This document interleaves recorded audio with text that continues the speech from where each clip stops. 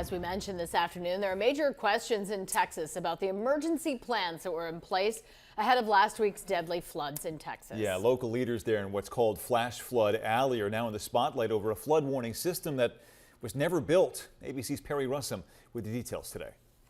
In Kerr County, Texas today, where nearly 80% of the flood deaths happened, local officials facing an onslaught of questions, including why a flood warning system was never built, after ABC News learned local leaders spent years discussing it. I wasn't in office during those discussions, and frankly, I'm more focused on the future than the past. Public meeting records show as early as 2016, the city of Kerrville spoke about the importance of a warning system.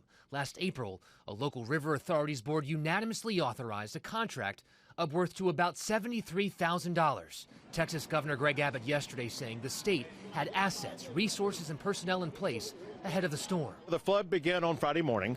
We originally positioned those assets, resources, and personnel on Wednesday. Kerrville's police chief asked, did they have those resources? I don't have the answer to that question right now. Today on Capitol Hill, Neil Jacobs, President Trump's pick to be the next administrator of NOAA, which oversees the National Weather Service.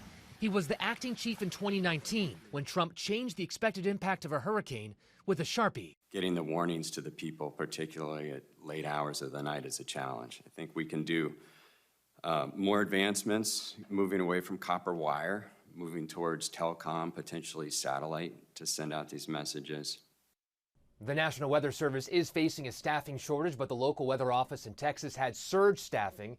They had 5 meteorologists working ahead of the incident when there are typically just 2.